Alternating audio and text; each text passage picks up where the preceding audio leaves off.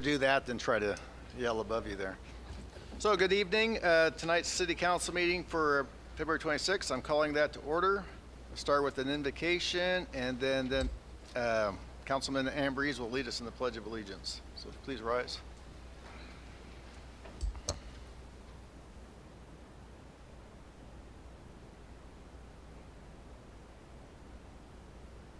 Hello, everybody. Thank you for this opportunity to be doing this for all of you. Let's pray, everybody. Dear Heavenly Father, we come before you in your precious name. Lord, I thank you for this opportunity to be praying for the City Council, dear Heavenly Father, and also for the people here coming in attendance. We ask that everything be done in a proper and orderly manner, whether it's the questions that's being brought forth as well as also from the City Council. Lord, we thank you that they have our best interests at heart here for the city, trying to do the right thing for that. And we're so thankful for what they've been able to do. Again, dear Heavenly Father, now we ask your hand upon everything that's said and done here.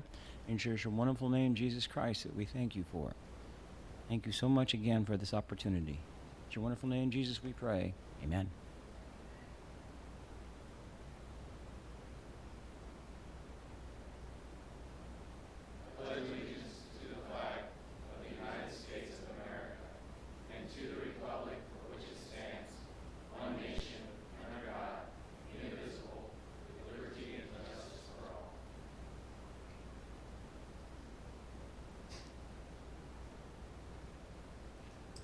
Can we have the roll call, please?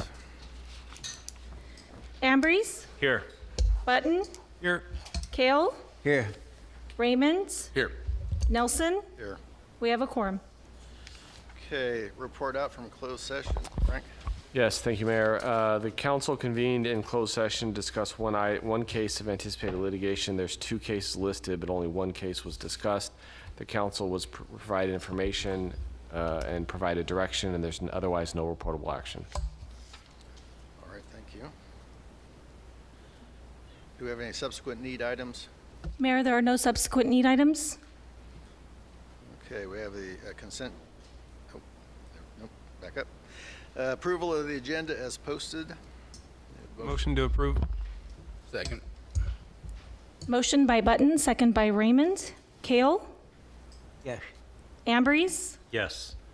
Raymond, Yes. Button, Yes. Nelson. Yes. Motion passes.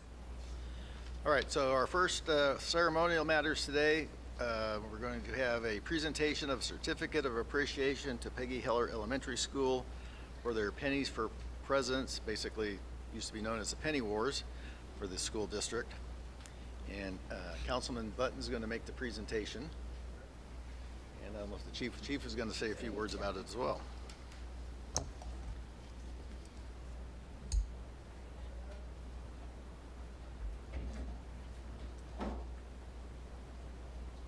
Thank you, Mr. Mayor, members of the council, members of the community.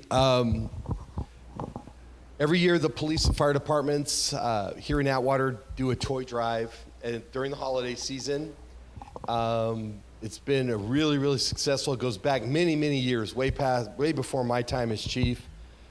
But after COVID, and we brought the kids back to school, one of the hallmarks of this program was Penny Wars. And in 21, we started Penny Wars up again, and I can't say enough about the students of the Atwater Elementary School District and the staffs of the Atwater Elementary School District and the Travis Credit Union for helping us out. This year, we raised just a little under $12,000. If you want to see what that looks like and change, it filled our brand new conference room from end to end. It took us, with the help of Travis Credit Union, over 7 days to count it. So I do want to thank the Travis Credit Union. If you're a member of Travis, I want to express my appreciation to them. They're the only coin counter in the city of Atwater that can handle that kind of volume. And we put it through its paces every year. But we have a winner. The school sites do compete against each other, and The winner this year was Peggy Heller. They raised almost $3,000 in change in a 7-day period. The kids and the parents alike, and it's our appreciation to them. They help us make Penny Wars what it is today. And Councilman Button. Oh man, I just want to thank you so much for what you guys did in 7-day period, and it's amazing. And so on behalf of the city, we'd like to present you this. So thank you very much.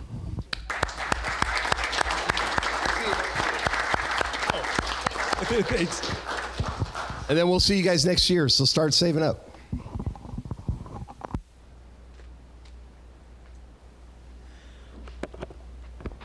All right, so we have a presentation, we have a couple presentations here, but first one is a presentation by the Merced Sunrise Rotary regarding the wall that heals. And I believe we're having a video. Okay. All right. Good evening, Mayor Nelson, City Council, staff, Chief Salvatore. It's great to see you this evening. My name is Aggie Freeman. I'm president-elect of the Rotary Club of Merced Sunrise here on behalf of Club President Regina Scherp. With me tonight are Assistant Governor of District 5220, Darrell Chirp, and the Wall That Heals co-chairman for the event, Glenn Gallman, an honorary Rotarian. On behalf of the Merced Sunrise Rotary and Rotary District 5220, it is our great pleasure to announce the Wall That Heals, a 3/4 scale replica of the Vietnam Veterans Memorial, along with a mobile education center, which is coming to Merced, California on March 26th to the 31st, 2024. It will be open 24 hours a day, free to the public. The Wall That Heals honors more than 3 million Americans who served in the U.S. Armed Forces in the Vietnam War, and it bears the names of 58,281 men and women who made the ultimate sacrifice in Vietnam. At this time, I'd like to show you a very brief video overview, and then I'll introduce Glenn Gallman. Thank you.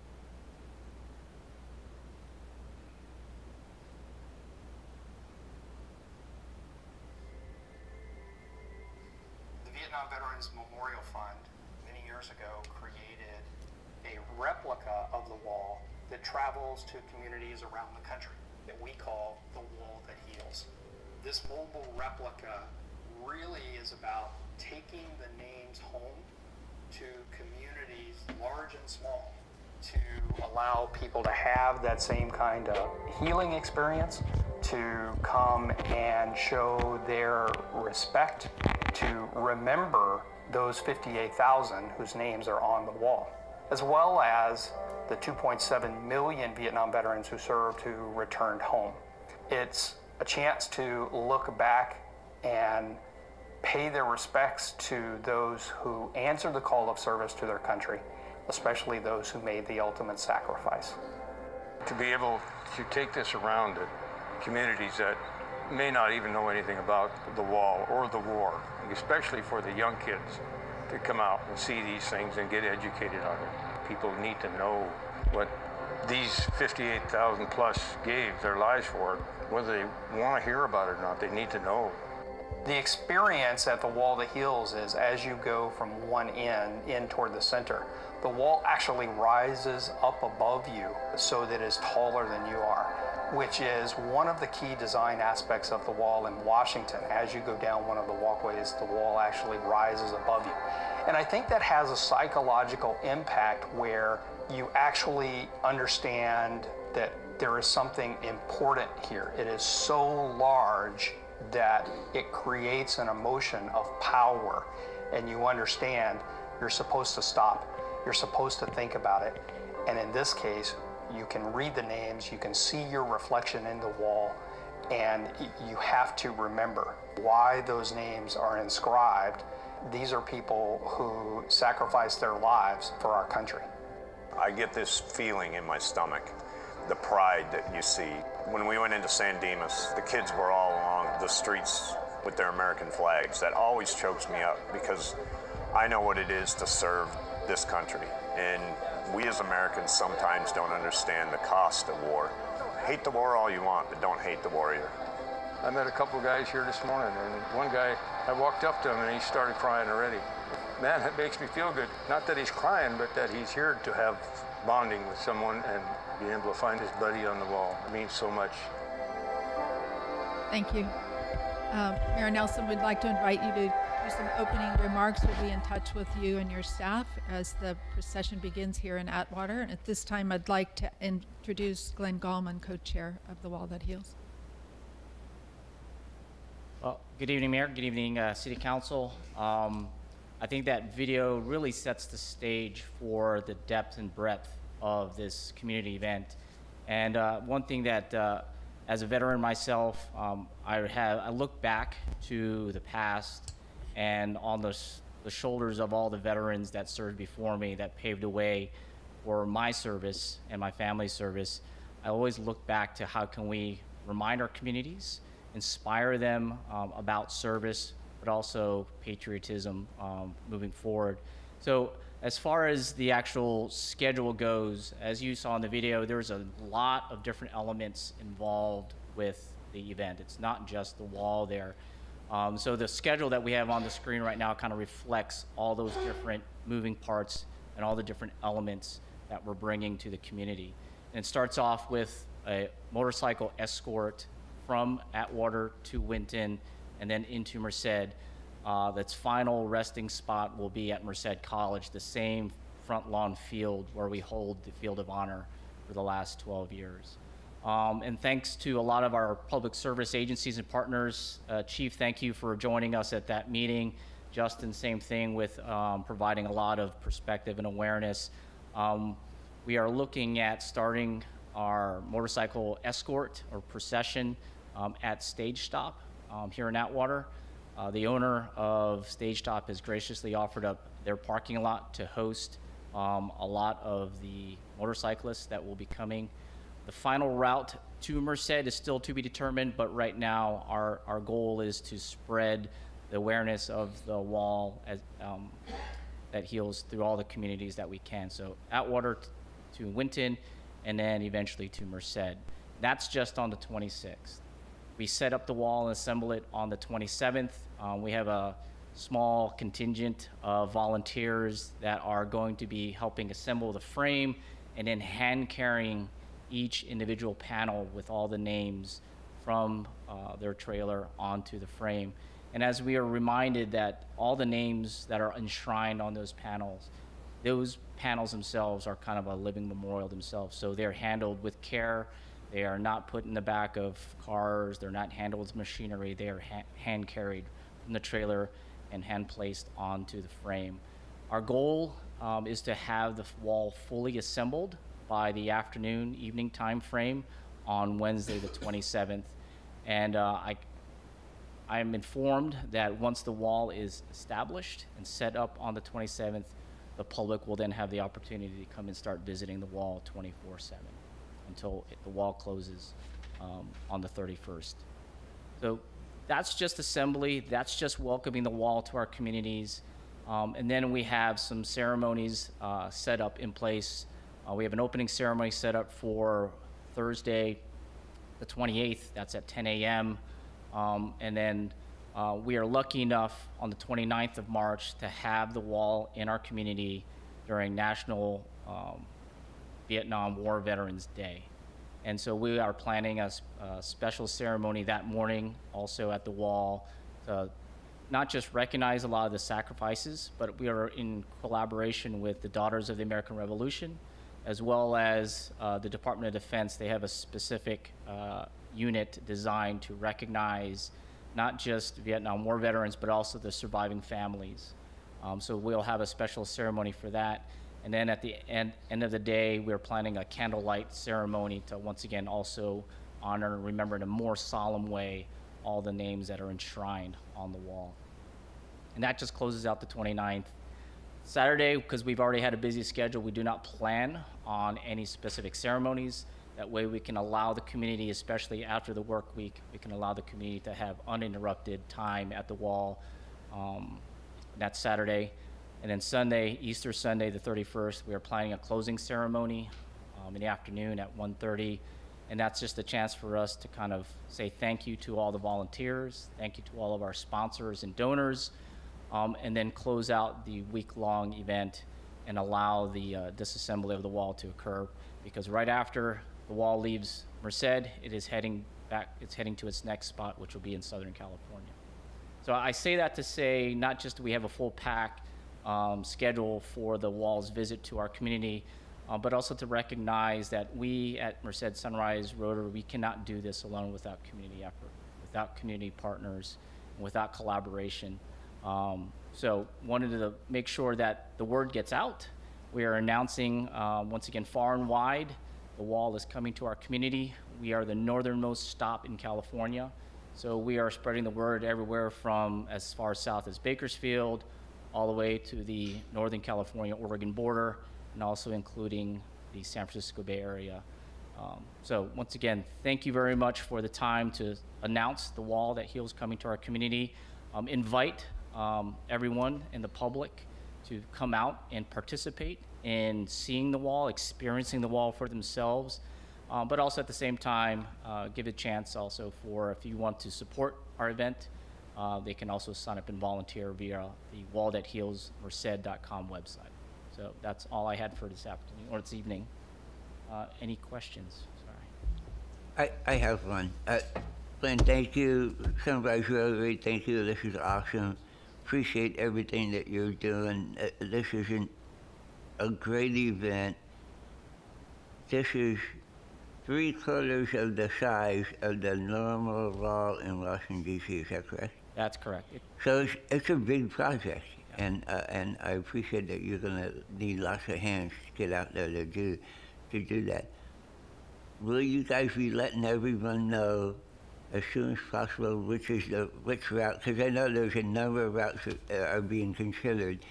Can you let everybody know? And once we get it out there, I encourage everybody to line your streets with Atwater and show Atwater support for this. It's a wonderful, wonderful cause, and I appreciate everything you guys are doing.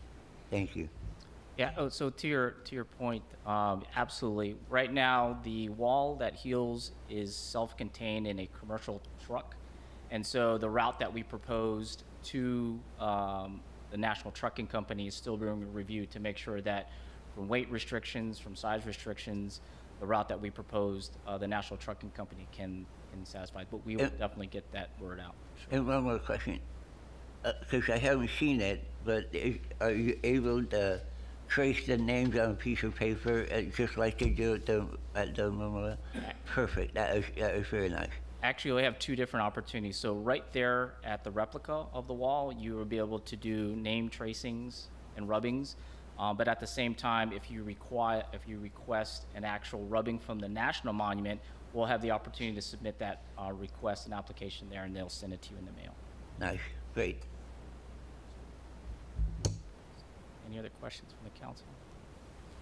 Great. Thank you very much for being here tonight, bringing this out to our community.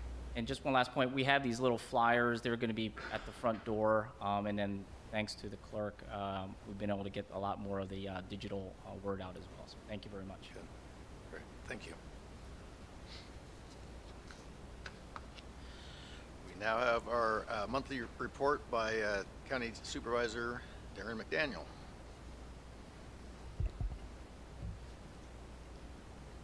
Thank you, Mayor, Council.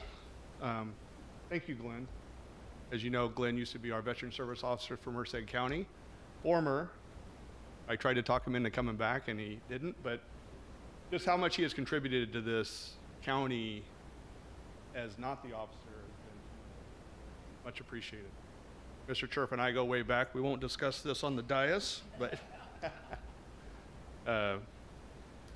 for today, I'd like to, for the update, Merced County had a very good meeting out at Castle regarding, we met the air attack chief for CAL FIRE, along with our chiefs, Van Lobensel's, Pimentel, and let's see, Trinidad. This was on February 22nd. Potential of CAL FIRE locating aviation firefighting base at Castle. CAL FIRE is currently evaluating sites statewide, and Castle is one of several locations under consideration as they look to position their assets more strategically. Our staff is working with CAL FIRE to provide requested information and data useful for ultimate making this recommendation. It was a very good meeting. I know I've had many conversations with the chief in Sacramento, and he keeps putting me off, along with even Secretary Crowfoot, and he keeps pushing me off. But we're working with everybody on this. It's looking really good. I do want to let you know that on February 20th, we did have labor negotiations with the deputy sheriff, dispatchers, and coroner representatives. No decisions were made then, but it was a very, very, very positive conversation. Our next, I think, is in 2 weeks. So we are currently working with them. We've actually presented something to them that they rejected. It was 8% with a 10% to their healthcare caps. That was rejected. We're currently working to see exactly which way they want. I know quality of life issue is their number one concern. So we're working with them on that. 2 weeks ago, I was in DC, Supervisor Silvera and myself. We met with the Department of Transportation, FEMA, Army Corps of Engineers, Senator Padilla and Butler's office, Congressman Duarte's office, as well as both the House and Senate Ag committees. We're highlighting issues concerned for Merced County. The focus now shifts to the NACO conference, which we attended after that. But actually what we didn't say on here is we had a very positive conversation with national parks. I know is that a big deal to Merced County? Well, YARTS, Yosemite Area Transit Service, is run out of here, and there is a cost to the county. We partner with the National Park, Yosemite National Park, with this service. But the National Park Service is now, we keep complaining that there's not enough money to keep it sustainable. We have a whole new direction, the National Park Service. It's the first time I've ever met with a government entity where we have something for you. And so that was very positive. I'm just hoping we're able to deliver what they're wanting from us, but we'll be having discussions with YARTS on that. Also, we received information from the Department of Finance. There's a clawback happening. I don't know how many grants the city has received from the state, but the county is already getting clawbacks from grants that we were awarded, that the state says now with their $73 billion shortfall, that those grants won't be coming into our community. They haven't completely clawed it back and said, we're not going to get it. They put a pause on it. It'll be a longer term time, but we'll see how that works. And with that, is there any questions? Any questions? I guess not. Thank you very much. You guys gonna let me off that? Yeah, we're gonna let you off easy tonight. Be prepared for next month, though. You got it. Thank you.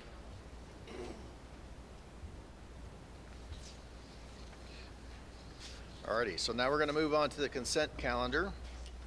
Background information has been provided on all matters listed under the consent calendar, and these items are considered to be routine.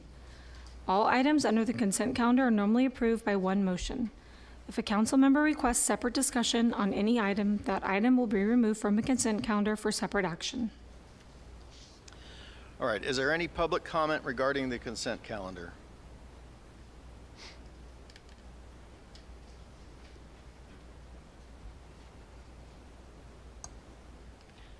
Thank you, Mr. Mayor. Thank you, City Council, for everything that you do every day for our community, and especially to city staff. I've been on both sides of that table, and I know how much work is involved, so you are appreciated. My name is Lisa Rasmussen, 106 Laurel Avenue, Atwater, California. I'm currently the secretary for a brand new nonprofit corporation in Atwater called the Atwater Bombers Fall Baseball Club. And we formed in response to the youth that we were all aware of that were leaving Atwater, coming also from Winton and McSwain, to go to Merced to play fall baseball. To our best count, Mr. Vice President, was that about 114? Yeah, without any recruiting, we know there's 114 kids out there between Atwater and Winton that want to play baseball in the fall. and there's no program here. So we created a nonprofit corporation, and that is going to be our response to provide a program to the kids. The people you see here tonight wearing the bomber shirts, and that is definitely a nod to Atwater's heritage. Make no mistake about that. This is shy of one person. This is the board, two people. Our president is on his way back from Florida, and our treasurer is also an Atwater Little League baseball coach, and they're practicing. But this is our board of directors. Our vice president is Craig Fleming. Our custodian of records, and that's important, custodian of records, Leah Brown. Jeff Brown is one of our directors, and of course, there are two young ones that are there. Every one of us has a pretty big history in youth programs, pretty big experience in coaching. I think the one thing that kind of sets us apart from what had been going on in Merced in their fall ball is that two things were different. Number one, they are a for-profit group. We are a nonprofit group.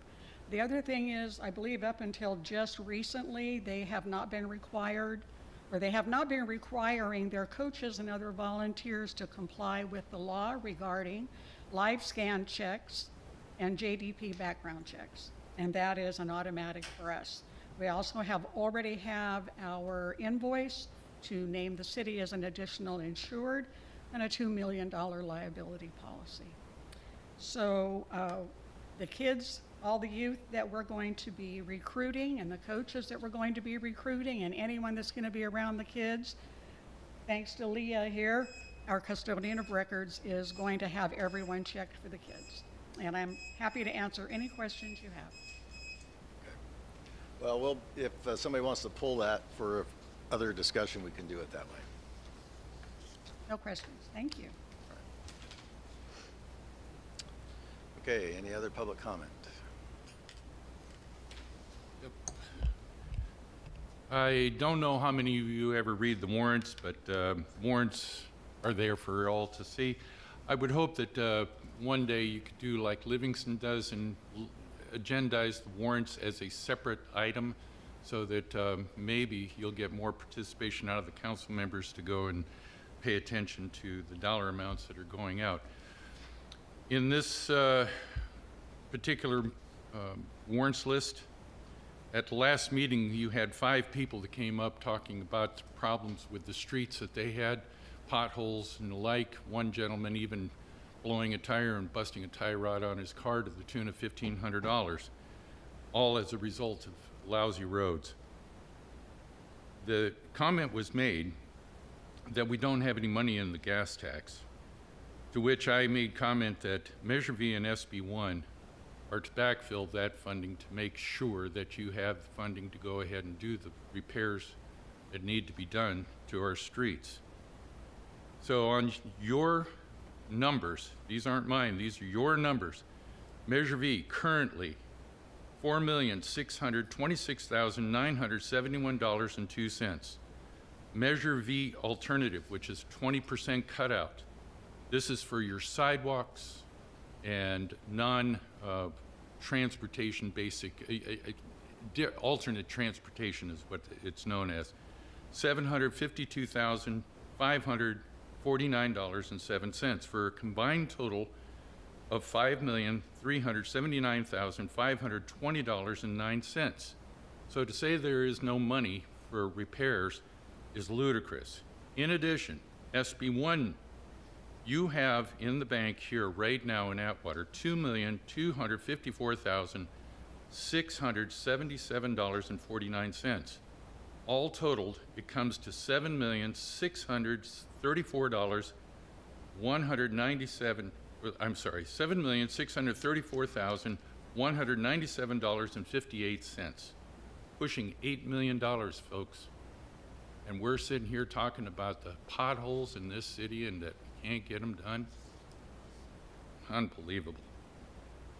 The other thing that caught my eye in the warrants was about the Ferrari Ranch project. I don't even want to know details on that right now, but I want to tell you, it's got a whopping $2,297.54 in it. and it still grows weeds and has homeless and you name it out there and still goes undeveloped. That's all I got. Okay, anybody else? Seeing nobody else come forward, I'm going to close public comment. Are there any items on the consent calendar that council members would like to remove for separate discussion and possible action? Okay, seeing none. Would any city council member like to make a motion regarding the consent calendar? Make a motion to approve. Second. Motion by Kale, second by Ambrose. Kale? Yes. Ambrose? Yes. Raymond? Yes. Button? Yes. Nelson? Yes. Motion passes. Alrighty, we're going to move on to public hearings. Our first public hearing is to receive the 2023 Military Equipment Use Report for the Police Department. Chief Salvador? Before Chief Salvador begins his presentation, just want to draw to the council's attention on your agenda report under environmental review. It calls out section 15061B3 of the CEQA guidelines and states that it is not a project. The consideration by council needs to be 21065 of the Public Resources Code, that it is not a project. So just a small correction. Just wanted to make sure it was part of your consideration. Thank you. Sorry, Chief, go ahead. Okay, no problem. Thank you, Mr. Mayor, members of the council. I'll take a quick second. Let everybody come out.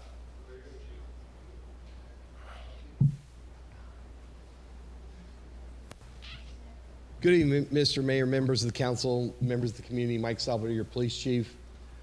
In 2022, AB 481, codified in Government Code Section 7070 through 7075, requires that a law enforcement agency gain approval from an applicable governing body via the adoption of a military equipment use policy by ordinance prior to a law enforcement agency funding, acquiring, or using military equipment. Part of that law, Government Code Section 7072, requires that the police department submit a report to the city council detailing the inventory, the use, and the funding of military equipment governed by that section that I just spoke of. This report is attached to your packet as Exhibit A. It also requires that we hold a public hearing to advise the public on what our inventories are, where the money for that comes from, and any usages during the previous calendar year. This action satisfies those requirements. And after I present this report will be archived in the transparency portal on the police department's website for further consideration. Basically, under 7070 subsection C of the government code, we have to list what equipment that is classified as military equipment that the police department currently uses, has, or deploys. And we have several different versions of this. There are 9 specific categories. I'm just going to go over the ones that we actually have. Because a lot of law enforcement agencies cover this entire list. Their reports are going to be volumes. We're pretty basic here in the city of Atwater. Council's always been really good about making sure we have the proper equipment to do our job, and I thank them for that every day. Regarding category 9, that's specialized firearms and accessories, also called assault weapons pursuant to the California Penal Code. The department has several different classes of assault weapons in its inventory. We currently have 36 AR-15 rifles, a Select Fire M4 rifle that was previously used by the task force, and if we had a person on the SWAT team, which we don't currently have. We have training rifles, and we have a couple of single-shot launchers to launch tear gas. We also have 4, under Section 14 of the code, we also have 4 less lethal shotguns that are also placed in patrol cars that sergeants use. We have in our policy, which was approved by the council in 2022, a allowance that allows us to purchase up to 50% of the original stock of consumables that would go with these items. For the purposes of security and the fact that I really don't want to state how much of ammunition that we carry, we basically budget for 50% of our normal usage. We do have a military equipment coordinator. He's here in the audience tonight. It's Sergeant Dave Sargentson. He's our armorer. That's also required by statute. And over the previous 12 months of 2023, we used military equipment on a single deployment within the city. On the 21st of August 2023, at little after 4:30 in the afternoon, the Atwater Police Department Communications Center received multiple 911 calls regarding shots being fired in the Hemlock Avenue and High Street area. During the response to that situation, we required military equipment resources that would classify as military equipment resources from the county in the form of a Linco Bearcat and 2 drones. Those items were deployed within the city in line with our existing guidelines and our policy on the use of military equipment. And after they were, their use was completed, they were returned back to their respective agencies for storage. That is the only deployment of military equipment inside the city at the time of this report. For next year's report, we'll be adding the drone that was approved in the fall of this year. We received it 2 weeks ago. We're in the process of training. That will be in next year's report. Any usage of the drone within the city will also be reported. That concludes my presentation regarding the public hearing, and I'm here and Dave's here to answer any questions if the council or a member of the public has them. All right, thanks, Chief. Any council questions for the chief? Okay, are there any public comments on this item? Seeing nobody come forward, I'm going to close the public hearing. I'm requesting that the council approve the military equipment port as presented.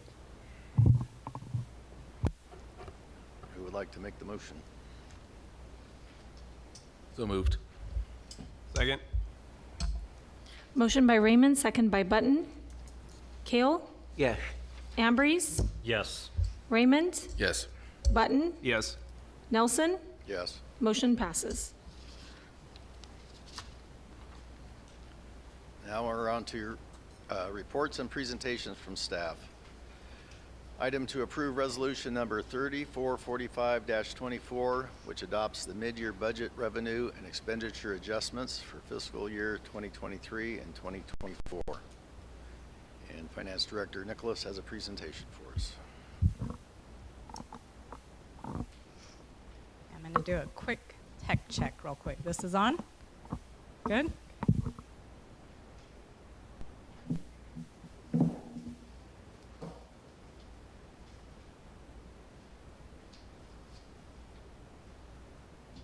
Okay, I think we're good to roll. All right. Well, good evening, Mayor, Council, staff, and Atwater community. The item coming before you tonight is an annual routine item as part of the year-round budget cycle.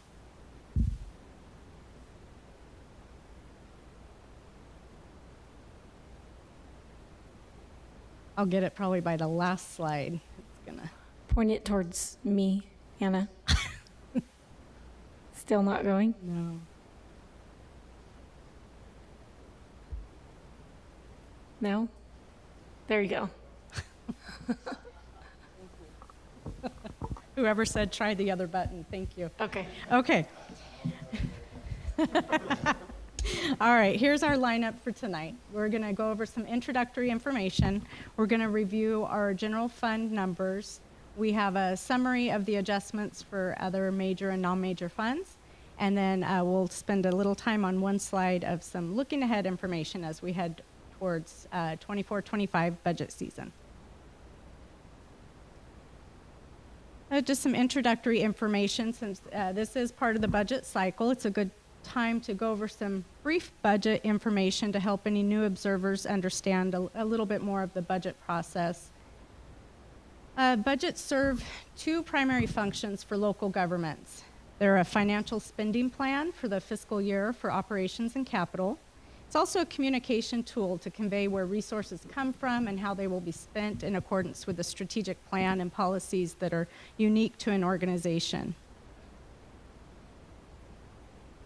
Budgets are completed with available estimates, data, and statistical information at the time of compilation. They're reviewed on a continual basis by all municipal departments. They're a living document, therefore amendments are made according to policy when necessary.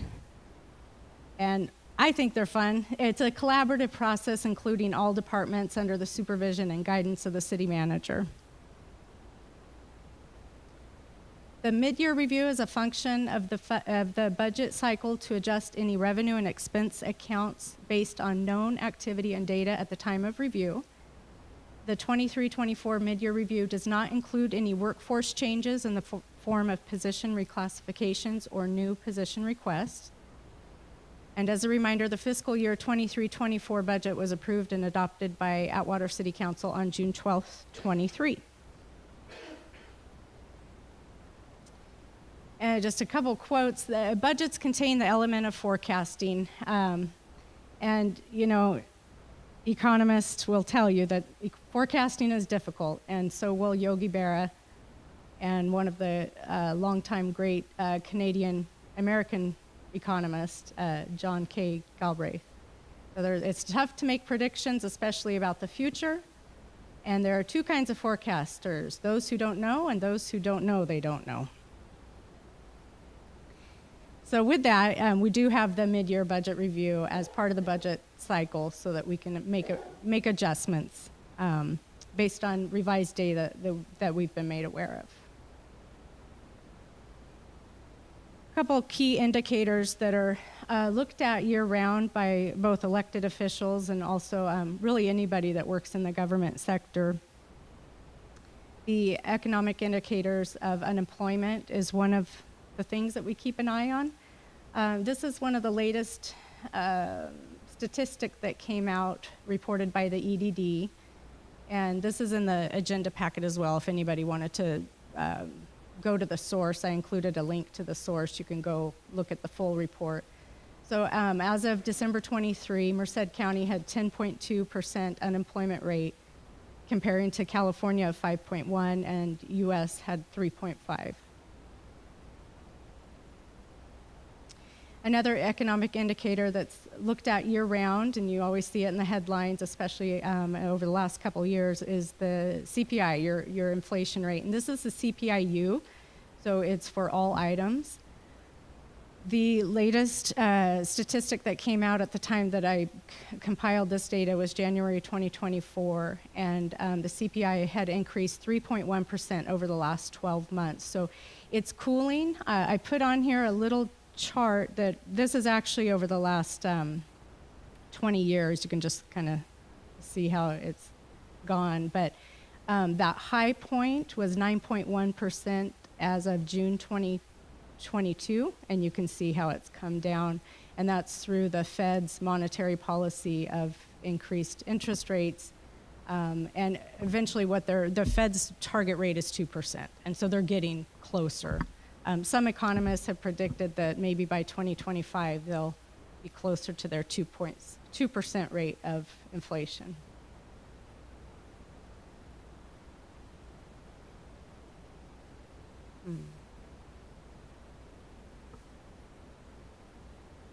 Okay, so we'll jump into our general fund.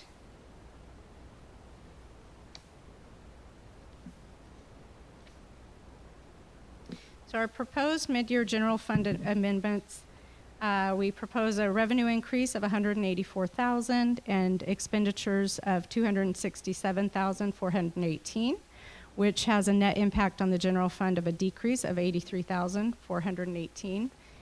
The full detail of the amendments are in the packet as Exhibit A.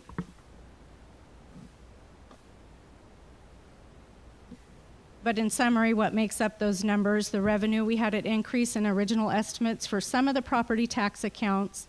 We had a one-time catch-up payment come in for our parking fines from our parking fine administrator, and an increase in a plan check fee account in the revenue. Important to note, there's no sales tax increases proposed with this mid-year budget amendment, which is not great news, but it's not horrible news. But we like to, at this time, be able to always have a little wiggle room and increase that revenue estimate. But our sales tax revenue estimates at this time are coming in very much aligned with what our estimate was in June. So it's good that it's not a negative, but usually we like to bump it up a little bit. So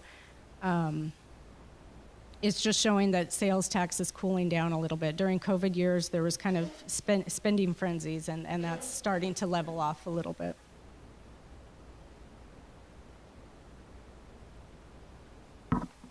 So some of the major expense amendments, there was a technical correction for the city manager expense account for, this item was approved in October 23. The amount was approved, but the budget amendment didn't get made, so we're just making that technical correction. There's no additional approval that's being required, it's just the budget amendment. In community development, we had some increases in contract services based on the original estimate, and some plan check fees and inspection fee increase in the expense accounts. In police, we had an increase in overtime, communications, and training expenses. And then in the non-departmental account, we have an increase in anticipated recruitment expenses for the city manager recruitment.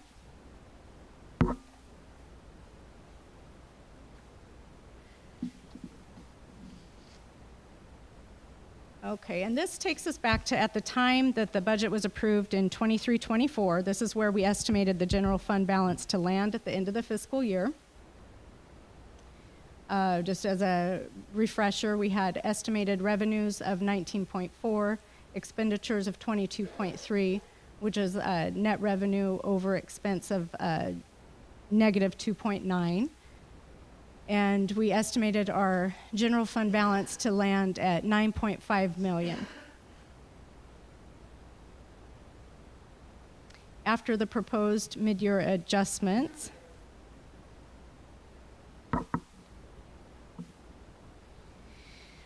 we estimate our fund balance to end at 9.4 million, and that's after taking away the net impact of 83,418. This chart will demonstrate that we are still meeting our 25% general fund reserve goal, which is our set aside general fund reserve of estimated expenses.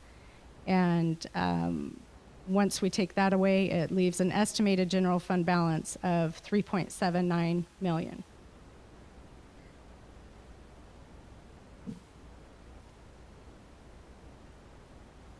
Again, the full list of budget amendments is detailed in Exhibit A, and this is just a summary and detail of some of the major items for some of the other funds.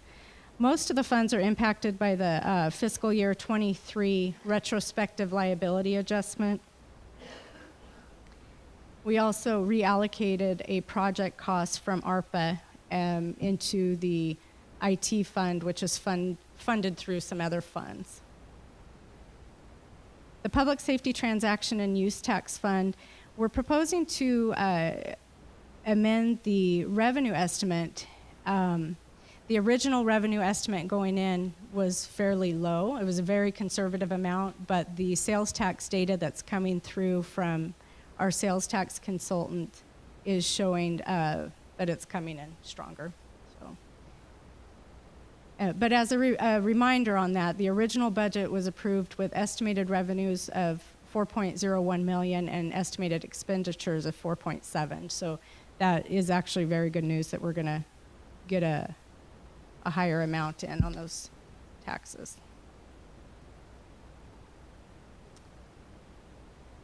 ARPA Fund 1010, as a reminder, there's no more tranches coming. We received 2 of the allocated tranches. As a non-entitlement unit, Atwater will continue to have the administrative requirement to submit a project and expenditure report annually. We made a spending plan revision to bring in line with the revenues. The original spending plan was a little bit more than the revenues, so we adjusted that down so that our spending plan is in line with the revenues. And to do so, we did two adjustments. We're reallocating the Springbrook cloud migration costs, which I mentioned on the previous slide, and reducing the Veterans Pavilion fence project.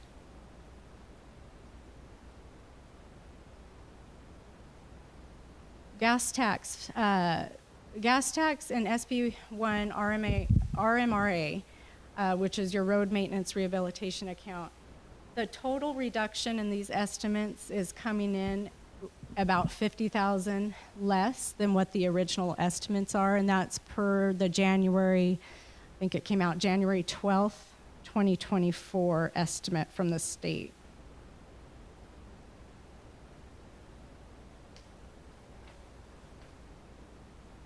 And so these accounts, it's all your HUDA, gas tax, and your SB1.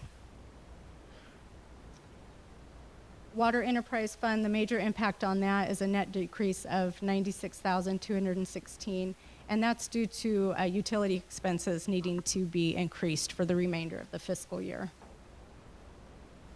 Sewer Enterprise, looking at our revenue estimates, we're coming in higher than estimated. One thing to note on that, the finance department has been working really hard on getting accounts cleaned up ever since we started shutoffs and getting they've been working with our customers and getting them into payment plans and getting people back on track after the COVID years. So I think we're starting to see some positive impact of getting some revenues flowing back into the fund. The Sanitation Enterprise Fund 6020 proposed amendment will result in a net increase of almost $7,000 due to an additional revenue estimate for franchise fees. And the Risk Management Fund 7020 will reduce the fund balance about $207,000. That's due to claim resolution of a closed claim, and then also the retrospective liability adjustment through the RMA. This table is included in the agenda packet, so it's probably a little easier to see there, but I've included it here for illustrative purposes. And what this is just the net impact of each fund that's involved in an amendment, in a proposed amendment. This will show you the net impact.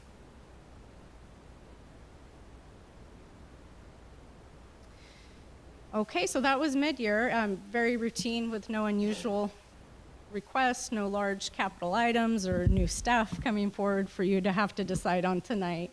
But looking ahead as we head into 24-25 budget year, as decision makers, you're constantly inundated with information that potentially impacts how you make policy decisions and the consequences of those policy decisions from the national to the state to the local level, and they're complex items and there's no easy solutions. So this is just a little slice of the finance world of things to keep in mind. Sales tax is one of our largest revenue sources for the general fund, but it's also our most volatile revenue source. And so we keep an eye on it, and it's, as I mentioned, kind of flattening out from the COVID frenzy. But based on the latest estimate, what we're seeing, and the forecast goes out about 6 years, and if you average each year, it's about 2.4% growth over the next 6 years. So it's not, again, thankfully it's not showing in a negative, but we like those years where it's 3-4%, where we can make some really good tangible decisions based on that revenue coming in. Gas tax revenues, where are they headed? I know a lot of times the League of California Cities is reaching out to elected officials to have conversations about how are we going to start replacing those revenues with on the per gallon based taxes, since we have more hybrid and electric cars on the road. And so those are things that we saw a little bit of it this year. But looking ahead, we just don't know. It's that crystal ball thing. We don't know, but things to keep in mind.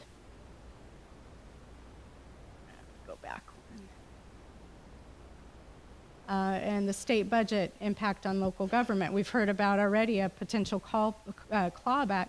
The state government has a lot of tools that they can use to balance budgets that local governments don't have in their tool belt. So keeping an eye on how the state budget can potentially impact some of our revenue sources is just another chore that we've got to do, unfortunately. And revenues keeping pace with the expenses required for optimal service delivery, and always making those decisions of a balanced budget versus deficit versus structural fund deficits to add to the complication.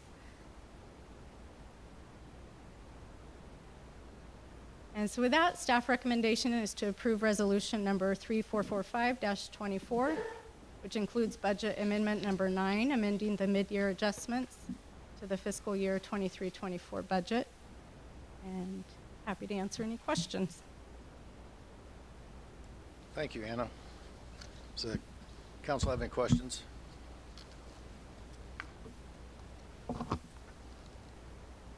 Seriously? I can't believe it. I'll just say thank you for the organized and professional presentation.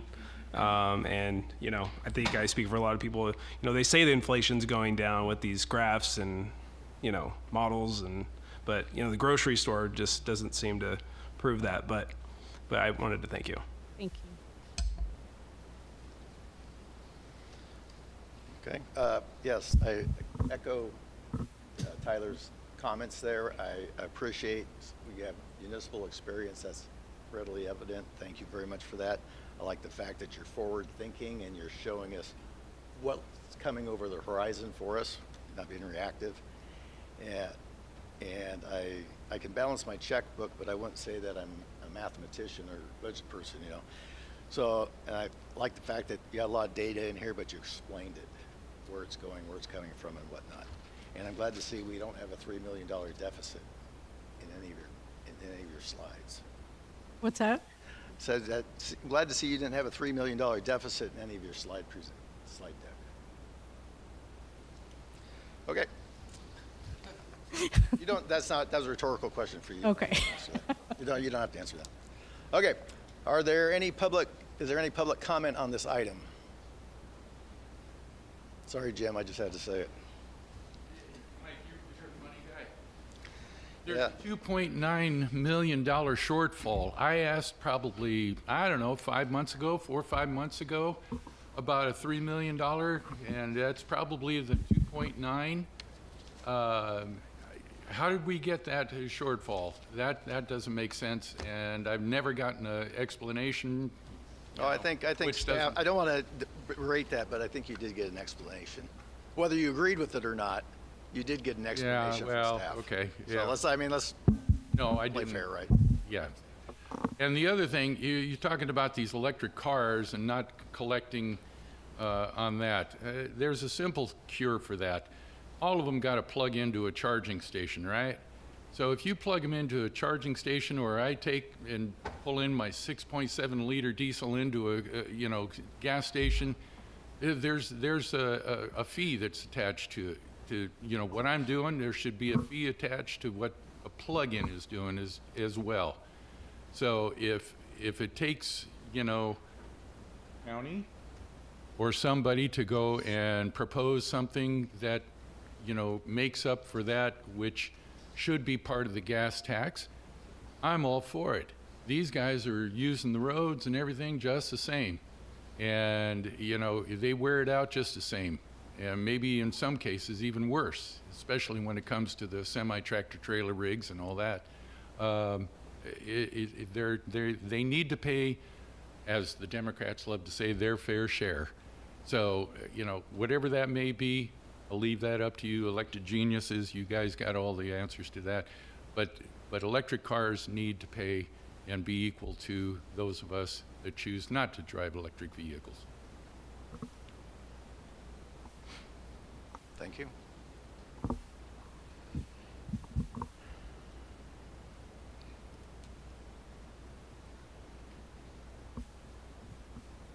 Hi there, Linda Dash, and welcome Mr. Thompson to the front of the class.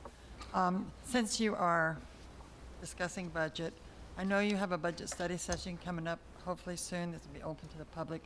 I sure hope that you put a little note on there to take a look at Public Works. Those guys are underpaid. I think I brought that to your attention a couple of months ago. And I think it's a crime and for what they do, what they're expected to do 24 hours a day. Please, thank you. All right, thank you. Anybody else like to comment on this item? Okay, seeing nobody else come forward, I'm going to close public comment. Who would like to make the motion regarding this? I'll motion to approve. Second. Motion by Button, second by Raymond. Kale? Yes. Ambrose? Yes. Raymond? Yes. Button? Yes. Nelson? Yes. Motion passes. All right, now we're moving on to the next item, which is approving an amendment to the employment agreement and amending the City of Atwater classification plan relating to the city manager. City attorney will be presenting this item. Yes, thank you, Mayor and Council.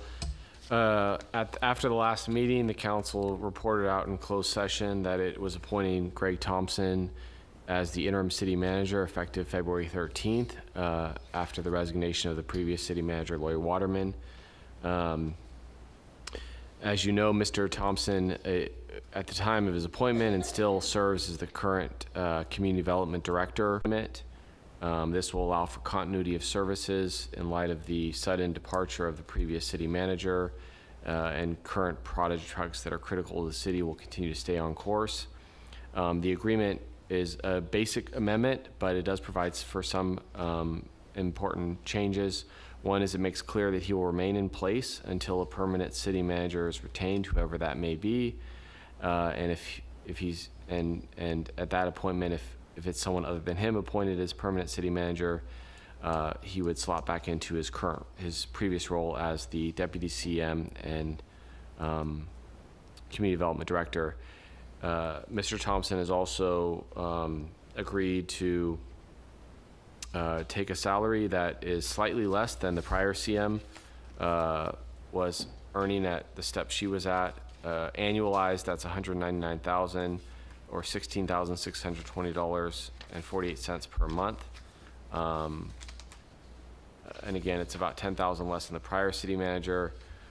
The overall fiscal impact, in addition to that savings, there will also be savings because Mr. Thompson essentially will be performing two jobs for the city while he's in an interim role. There's also a resolution that updates the job classification consistent with Mr. Thompson's qualifications and outlines the required duties he is to perform thereunder. And that concludes my report. Thank you. Thank you. Does council have any questions for Frank? Yeah, my question is for amending the classification. Is that in perpetuity, or is that for this issue with interim city manager Thompson for his employment as in that position? It's really customized to deal with the sudden changes that the council was forced to make based upon the sudden resignation. It's important to make sure your documents are consistent with what you're doing and to make sure that it reflects the qualifications. It in no way ties the council's hands from making any changes to that for the future, but there needed to be a quick pivot in light of the sudden resignation and interim status change for the transition we're in. So does this go forward as far as the initial plans for city manager recruitment? Does this stay in place for the job classification? Yeah, this is the classification, but it doesn't. It sort of sets the floor, not the ceiling, and the council has the ability to exercise discretion within it and also amend it at any time. Okay, so should these be two separate items?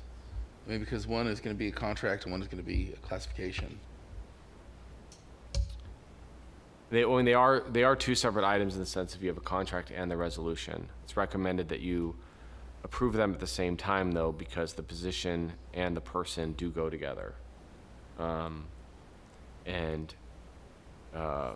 So, I mean, I don't know if, Jana, you want to add anything to the classification piece?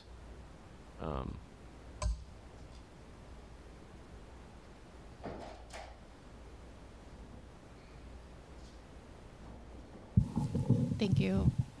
Good evening, Mayor and Council. So the change in the job description is, as Mr. Splendorio stated, to accommodate the current interim position, but also it allows more flexibility in the hiring process for the council. You can also update that job description at any time.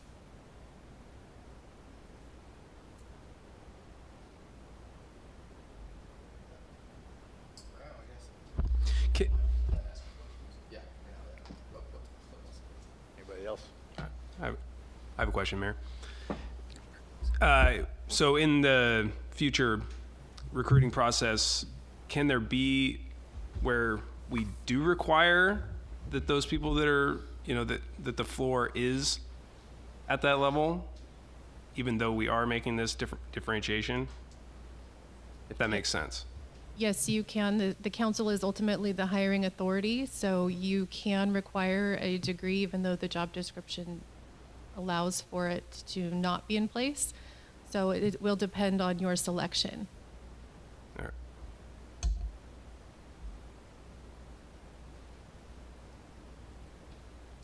question. So what would be the difference in the title of an acting city manager versus an interim city manager? And what, if we were to go with an acting city manager, would we have to change the classification? No.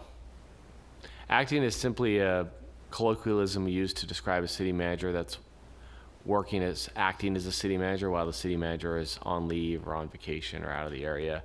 Interim is just a non-permanent city manager, but there's no one else that fills that role. So you have the city manager position. Acting is somebody that, like a deputy city manager that's filling in while the city manager is away, that type of thing.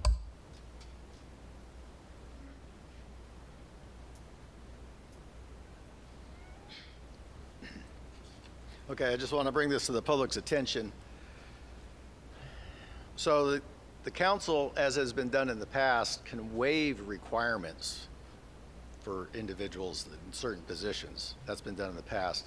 I and the rest of the council felt it was better that we daylight this and bring this here to public discussion tonight so the public can see that, yes, we are making an exception. An exception? No, I don't know. In addition to the minimum requirements, because certain people may not have a degree, but that doesn't mean that will be in the job description going forward when we hire our headhunter. So it is here in public. It could have just been done in the back room and been done. So, but it's here out in front. So, okay. So if there's no other council comments, is there any public comment?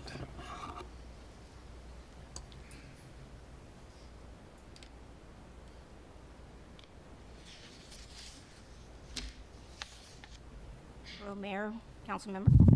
Mary McWaters with AFSCME Local 2703, and I'm also a citizen of the city of Atwater. So a few things, and this in no way is against you, Greg. I want to say that up front. However, a while back, you made Greg deputy city manager / whatever the other title is. And as a deputy city manager, he has the authority to fill in as a city manager when the city manager is absent. So why, and he was given more money to do it then. So why are we now gonna also give more money for an interim? Why do we need an interim? Do we need an interim? We have a deputy city manager. Also, I have an issue with changing the job specs. As you guys know, you all know that years ago, the city manager position was a revolving door. I mean, in and out, one fired, one hired, whatever, you know. Why are we going to change those job specs right now? Why change them? We have a deputy city manager. Why are we going to make the requirements less? Don't we want to get the most qualified person in here as our city manager? Okay, so if you have a problem with getting somebody that is qualified, then reduce them and go back out and check. But why are we doing that now? Because I have members that apply for jobs that don't qualify in the city here, and then they're told, well, go to school, get your education, come back and apply. And you know, we'd love to see you move up, but, you know, get qualified first. So why are we doing this now? I don't understand why we're gonna pay more money when we have a deputy city manager. We're gonna change the job specs to meet the person. You don't change job specs for the individual. You make the job specs for the position. It's always been that way, and that's how it's always been put to my members and how it's been put to us. So those are my issues with it. We're paying out more money. I'm asking that you guys table this and look into it a little more, okay? Thank you.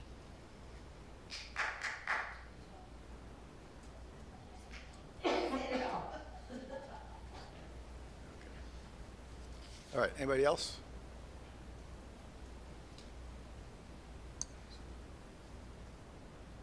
Sorry to take up so much of your airtime.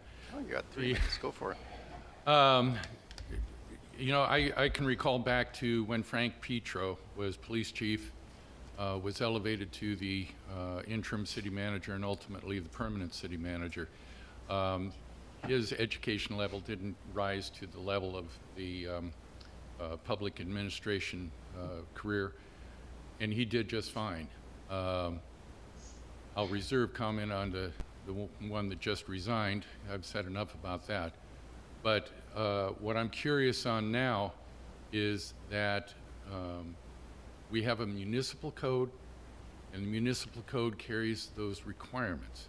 So how will this interact with that? Will it change the municipal code in order to accommodate interim or acting or any other classification you want to put to it? And also with how the authority works out and everything, making it detailed so that there's no doubt on just what exactly it is that you're going to be looking for or what you're going to have within a city manager.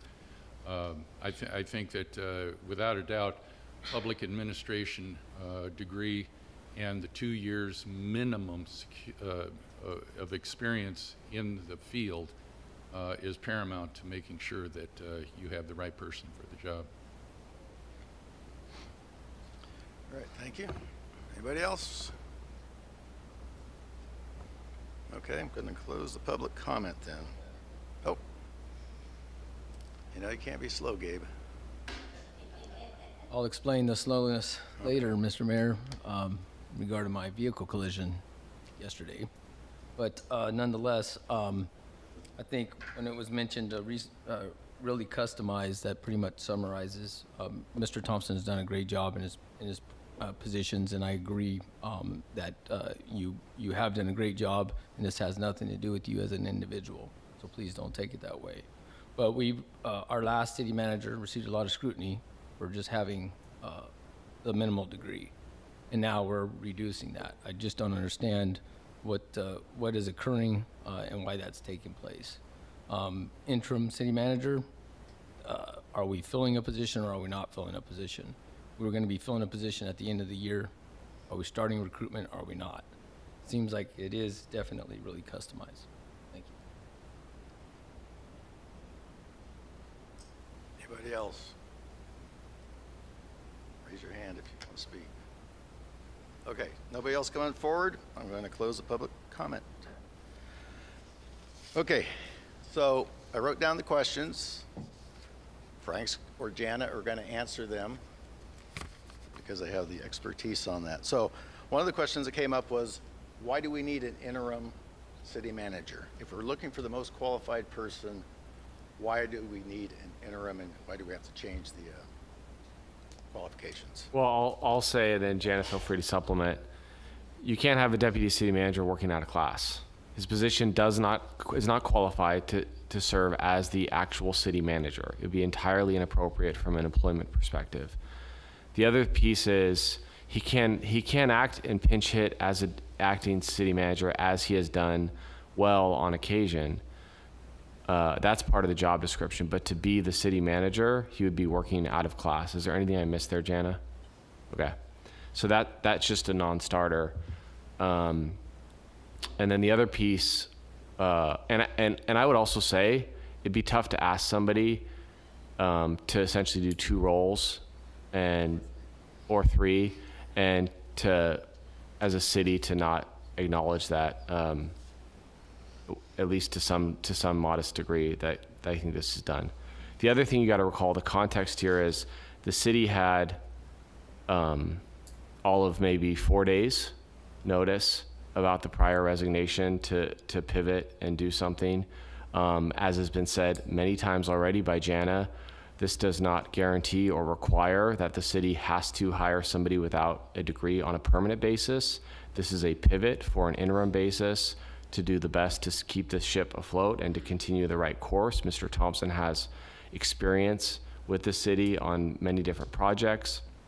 It allows for continuity of services and cohesion without causing undue change within the organization. That being said, the council, has been said, is free to change it. And the council, who will be the one appointing the permanent city manager, can, in its deliberations, require that degree. So nothing about this is waived. This is a flexible option, especially with 4 days that the council had to deal with hiring an interim city manager. Okay, and then Gabe's question about starting the recruitment. Can you address that broadly, I guess? I'll look to Jana. So I don't know how broad I can address it or how much information I can share. I can tell you that we have been in touch with some recruitment firms, and I am working with the council on that piece of it. You will be bringing something to the Yes. council, yeah? Yes, we will be bringing something. We're just in the early discussions of that right now. That's what the broadness I was looking for. Thank you. So, I think that pretty well covered that. Okay.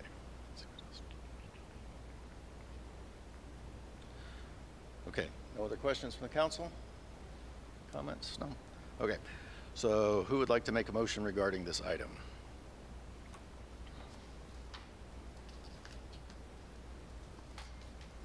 Motion to approve.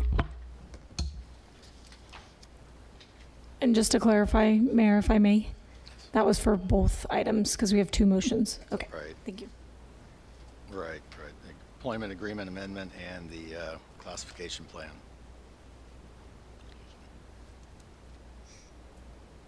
So we'll do those together then. Okay, I'll second. Motion by Button, second by Kale. Kale? Yes. Ambrose?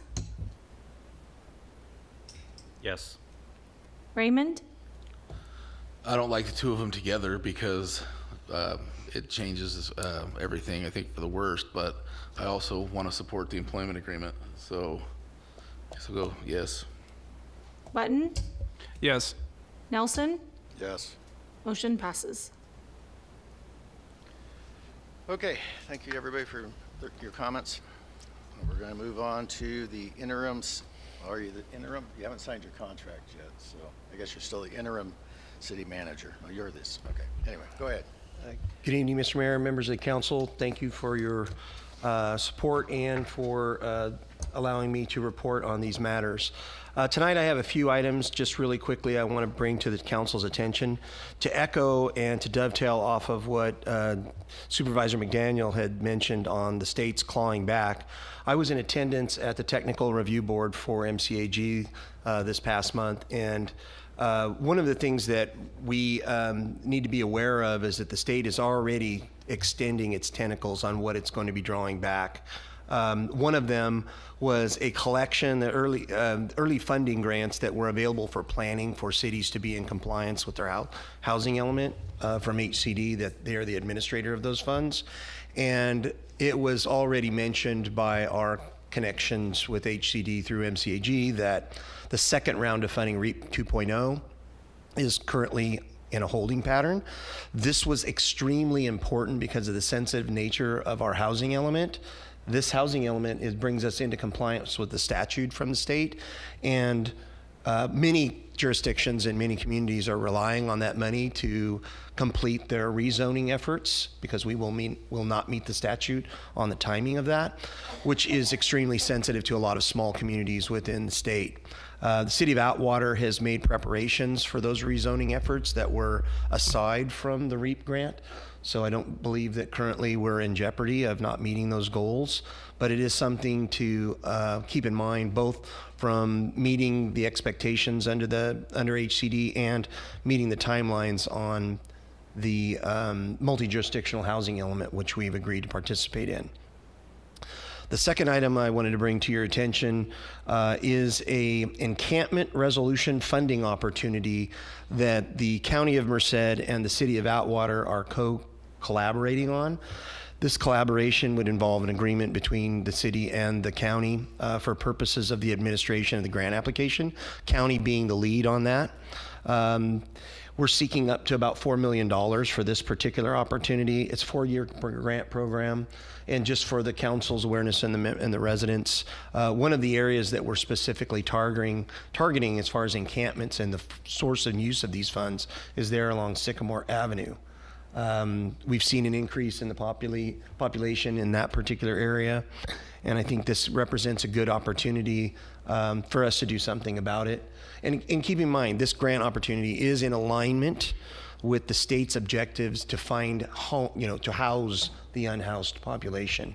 So that's, and there are several different areas in which we can apply the grant funding: service coordination, systems administration, education, interim sheltering,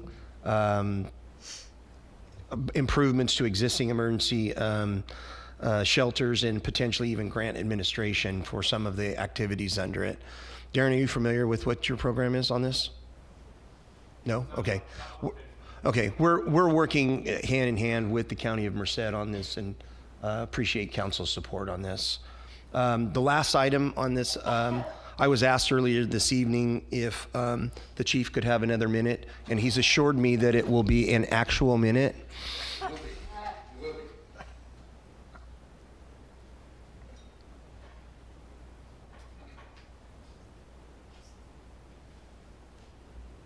Thanks, Rick. In our annual report last meeting, we talked about auto theft and how auto theft had spiked throughout the city. And the latest results from 2023 were sent out media-wide on nationwide auto theft rates, and the Central Valley of California is number 2 in the country for auto thefts. So in collaboration with myself and Chief Stanfield at Merced PD, we're going to take a stab at trying to reduce this throughout the eastern side of Merced County. The top 10 vehicles are the Chevy Tahoe, the Toyota Camry, the Honda CR-V, GMC and Chevrolet pickup trucks, the Kia Optima, the Hyundai Sonata, the Honda Accord, the F-150, and the Honda Civic. Those are the top 10 cars stolen in the state of California as of 2023.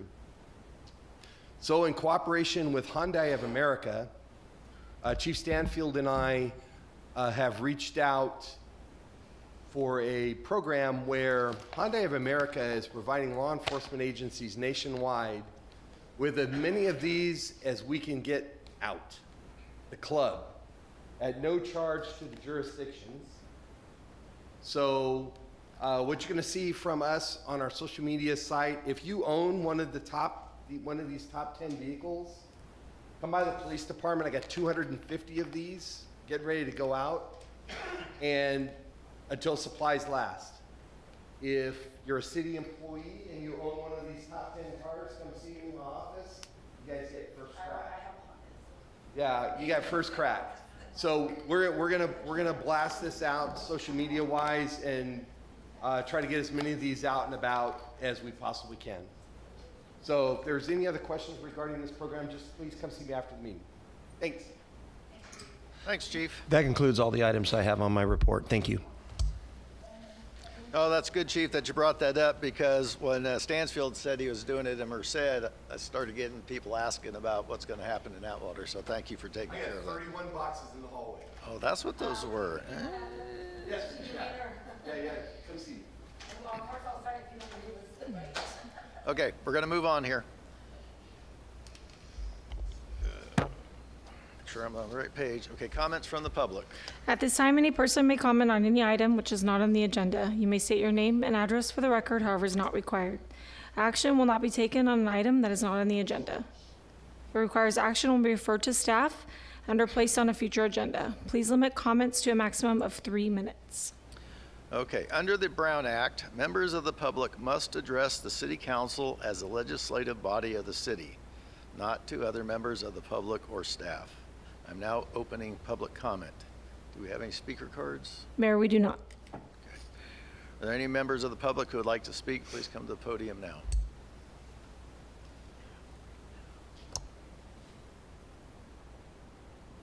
Hi, Linda Dash, Atwater. You'd be surprised I have something to say about this, but it's a positive thing, and I was really, really happy to see all you guys kind of get together and get this city going in a positive way. Again, thank you very much. It didn't take you long, and I know it was a shock to all of you with the former city manager resigning, but I mean, you just got on the horse, you're riding it again. And I think it's going to be a good thing, and I hope you all don't be afraid to ask questions of your city manager. I hope you have meetings with him prior to council meetings so you all know what's on your agenda. Because I think sometimes maybe you haven't done your homework. I can kind of feel that. And also, and I'm so happy to see that you're working with the County of Merced on this encampment, because Atwater has grown. Thank you.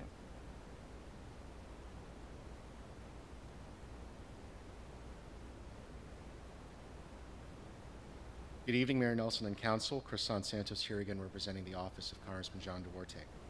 Congressman Duarte recently had the opportunity to meet with Golden Valley Health Centers, which operates a number of different facilities in the Atwater area, to discuss how to increase healthcare accessibility here in the Central Valley. During that meeting, the Congressman was surprised, immensely grateful, and humbled to receive the Distinguished Community Health Center Advocate Award for 2024. Congressman Duarte is proud to have recently voted for the bipartisan Lower Costs, More Transparency Act.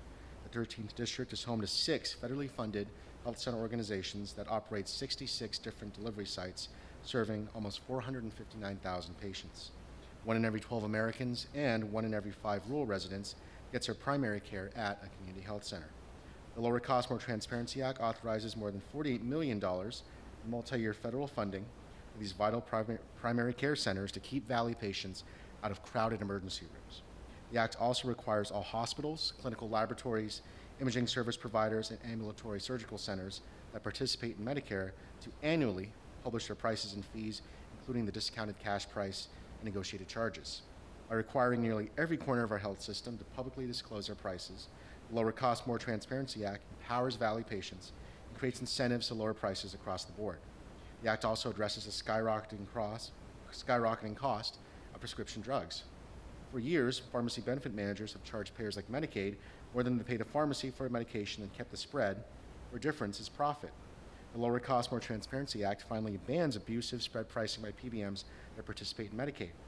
The Act also requires Medicare Part B to pay the same amount for physician-administered prescription drugs, whether provided in an off-campus hospital outpatient department or in an independent physician's office, saving Medicare and ultimately American and Atwater taxpayers nearly $4 billion over 10 years.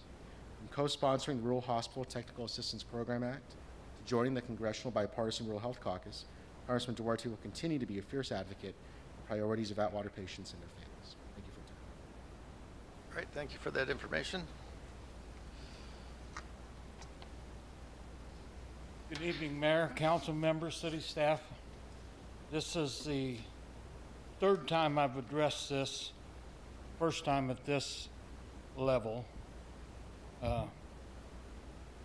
But yesterday I noticed something that I think is an entirely unacceptable event.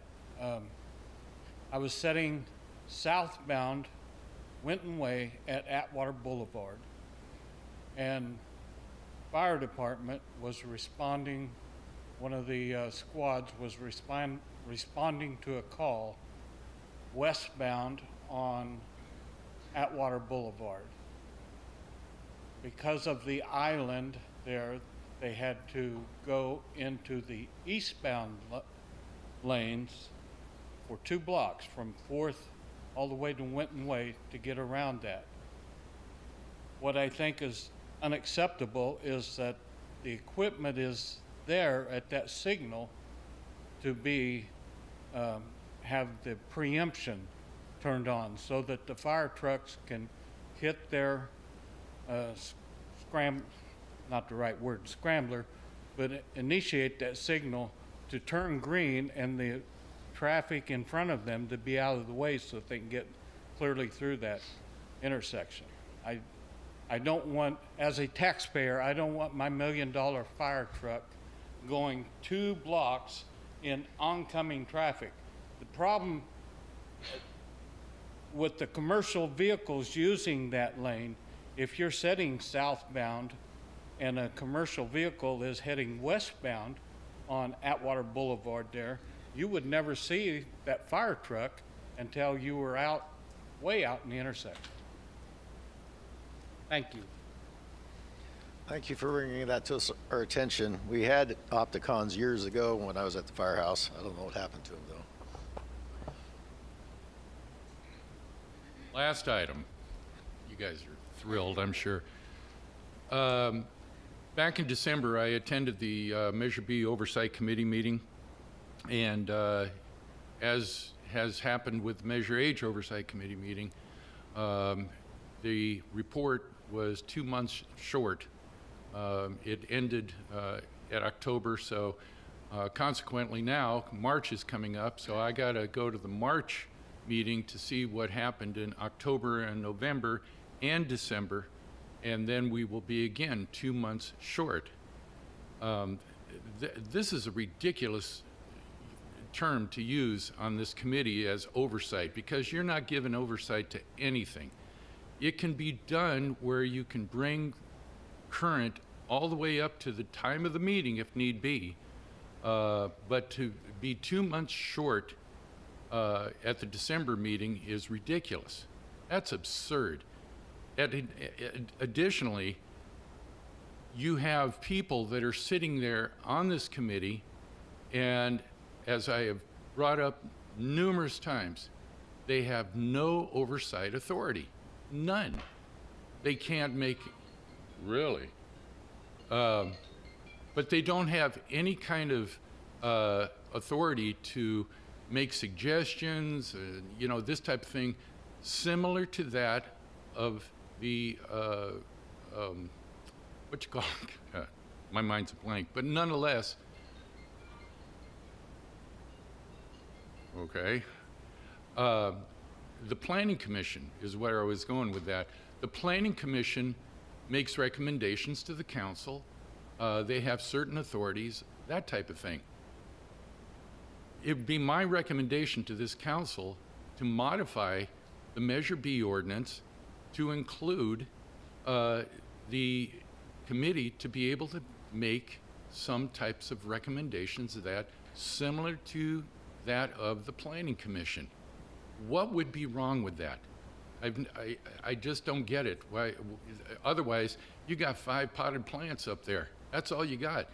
And a sounding board. They sit there and they listen to statistics and all that. But purchases that are being made need to be brought to the council, I'm sorry, to the Oversight Committee.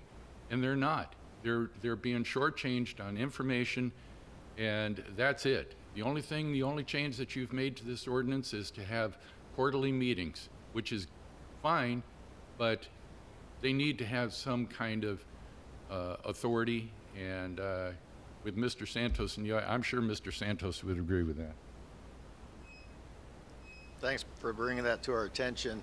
I've asked Greg if he'll work with Finance Director Anna to figure out why there's late data coming in, and Frank can chime in on that later too, as far as modifying the ordinance.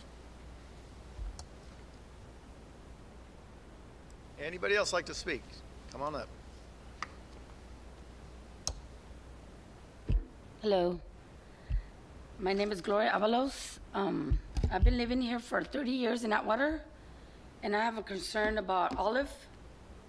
They're not fixing the streets, and we need speed bumps, because on my side of where I live at, we already got hit like 3 cars parked. My truck, like 2 years ago, my neighbors, like maybe a couple months ago, in the apartment, and the cars go too fast there. And they don't respect the church across the street from me. Like cars just, like when we're trying to pull out, they don't stop. They still go over you. They don't respect us no more. Like, so we want to see if, well, I told the pastor across the street, we've been trying to get something going and see if they could put speed bumps on Olive Street from the school to their school, because they have a little school there too. And when the kids are getting out there, the cars are going like 50 or 60 miles an hour. And it's like, they don't respect people crossing or animals. They just draw, like if it's the freeway. And then I'm concerned about the gutters too, that we got flooded already since last year. And then we got flooded again, because they're not cleaning the streets. I don't know what's going on. They said that they're gonna get somebody, I guess, funds to clean the streets. What's it called? The street sweeper. They say they don't have one. They had to borrow one from I don't know from where. So the streets are dirty. We got a lot of potholes. They're just like forgetting about Olive. Like, Okay. they think we're ghetto. Mrs. We're not. Mrs. Avalos, please speak to me. I thought I read it. No, please speak to me. Go ahead. So I don't know, we don't know what to do no more. Like our neighbors were like upset because they're letting go of the street. The street has a lot of potholes. We already reported it to the city of Atwater. They said they're gonna try to get somebody to fix the potholes.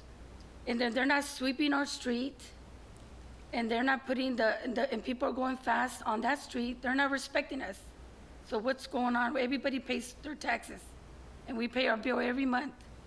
So we're kind of like upset, like we're throwing a fit now. Like it's not like, what are they gonna be doing with the money they're getting this year? Are they gonna be fixing something on Olive?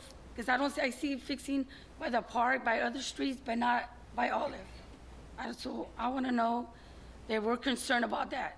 And if there was more people who were gonna come today, but they didn't come. We have like 10 people on our block.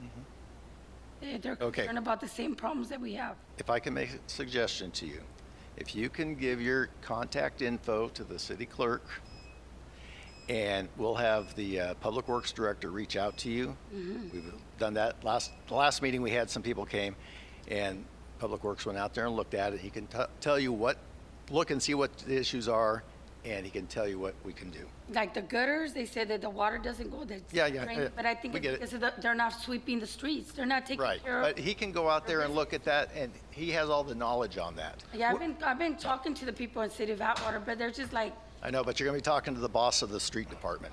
so that's why. That's what you need to Now we're gonna start coming here, not just me, Exactly. but other people, because they do work, Right. they have other things to do. Got it.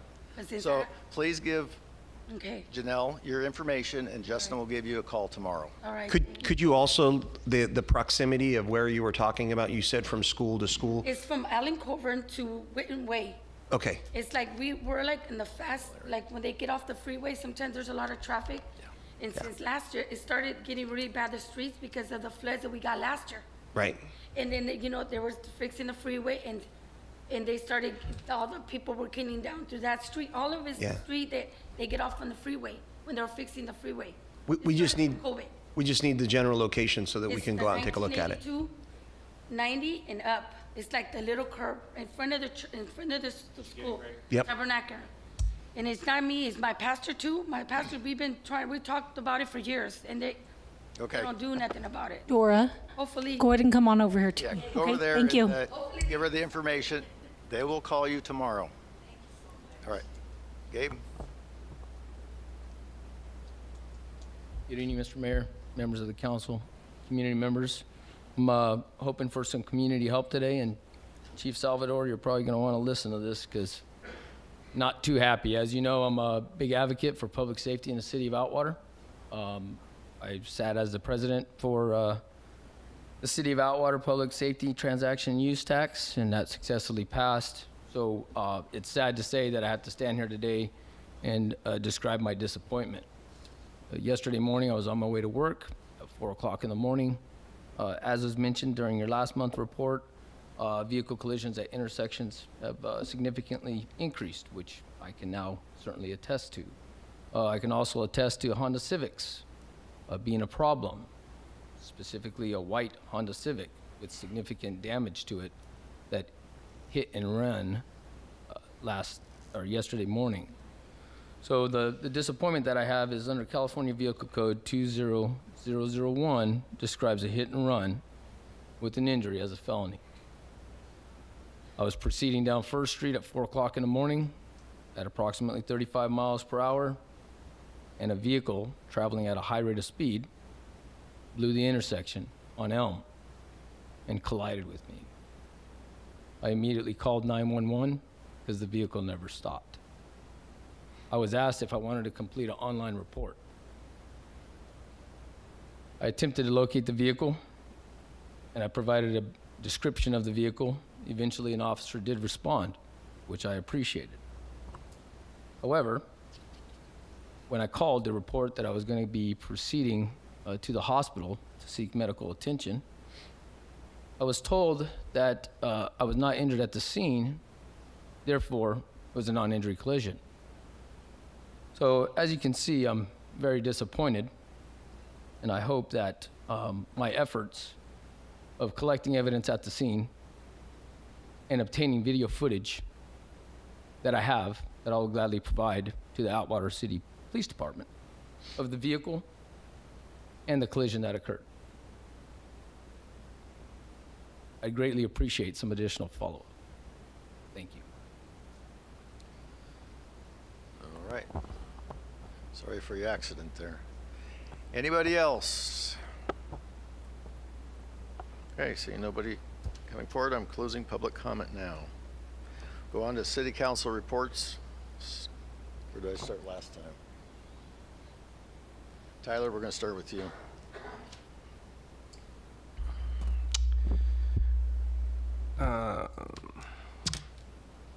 Welcome on board the Bombers. It sounds like a great organization.